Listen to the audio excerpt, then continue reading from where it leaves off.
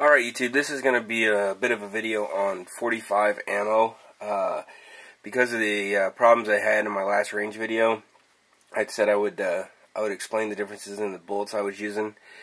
As everybody knows, the 45 ACP and guns chambered in that prefer ball ammo, especially 1911s. They were designed for the ball ammo. They love ball ammo, and you'll always hear people saying that 1911s don't like hollow points and other types of ammo, and they're very finicky, and I'm sure Nuts or Fancy will use this as fuel for his ongoing little flame war that he's got about 45s versus 9mm, but everybody knows they like the ball ammo. Alright, so that's one. Now these two guns, this is my Citadel, it's my Kimber. This is a Hornady XTP hollow points that I got several of them free for buying various Hornady products, and I loaded these up. I don't carry them, but I got them for free, and when I had an option, so I signed up for the most expensive ones I had, so I got the 45s. I don't carry hand loads because there's various lawyers out there that will say if you carry hand loads, and they say you're anticipating to shoot somebody. So I don't carry these. I practiced with I had 1,000 of them, and I'm down to about 50 left. They cycle great in the Kimber. These do not cycle at all in my Citadel. Well, I shouldn't say that. The first 2 rounds in a 7-round magazine will jam. If I only load 5 in that 7-round magazine, these actually work. I don't know what the difference is, but the Citadel doesn't like these. Currently, I carry Remington home protection rounds. See if you can see those. And I really like this ammo, and both of these guns cycle this stuff just fine, which is another reason why I switched to it. And it's a bit cheaper for 25. I think it's only about 25 bucks versus the Winchester PDX-1 rounds are like $42 for a box of 25 or a box of 20. So this is my carry. This is what I currently am carrying in the Citadel. Now, range ammo.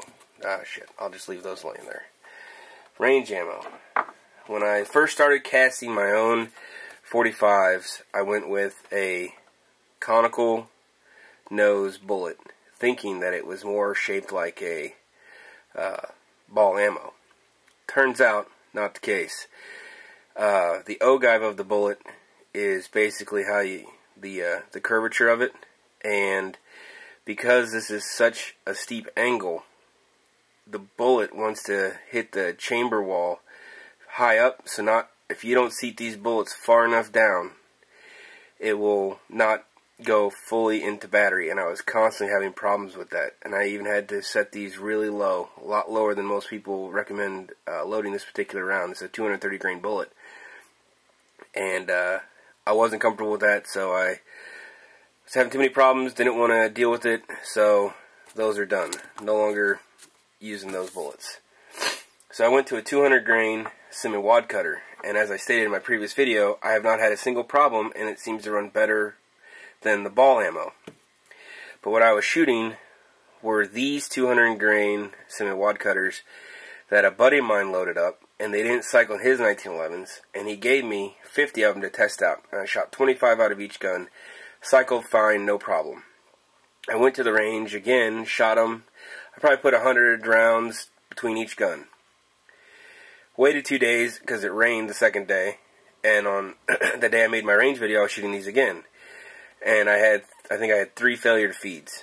And the difference is, if you see how rounded that is, these are the ones I'm casting now, and these ones I have no problem with. And they're actually taller. Let's see. They are taller, and the peaks are more. Let's see if I can get in there. They're crisper peaks. This is more of a rounded bullet, and that's more of a sharp edge, and I don't know what the difference is. I don't know if this hits the feed ramp so much later that it just hits the feed ramp and doesn't want to angle up, but This one works a lot better. Haven't had any problems with it. I'm going to make another range video once I load some more of these up. I've only got about 20 of them loaded right now. I'm in the process. I'm going to go back to the range and hopefully prove that these work fine, because I have not had a problem to this point. And I probably put a couple hundred through each gun so far with no problems, which is why I really like them. And anyway, we're gonna test it back out. If you guys have any, I know everybody's got some 1911 ammo problems, but if anybody's got any cast bullets that they're having problems with, or a round or a seating depth that works best, I'm shooting 5 grains of Hodgdon tight group, and I'm seating these to 1.225 inches. Basically just a thumbnail's width above the brass, and they seem to work fine. Also, I've got a 6-cavity lead mold for these that I don't know what I'm going to do with. If anybody's interested in that, it will go fairly cheap, if anything. I might just ship it out to you if you have a use for it, because I tell you one thing, I'll never cast those again for 45 ACP. Anyway, let me know what you think.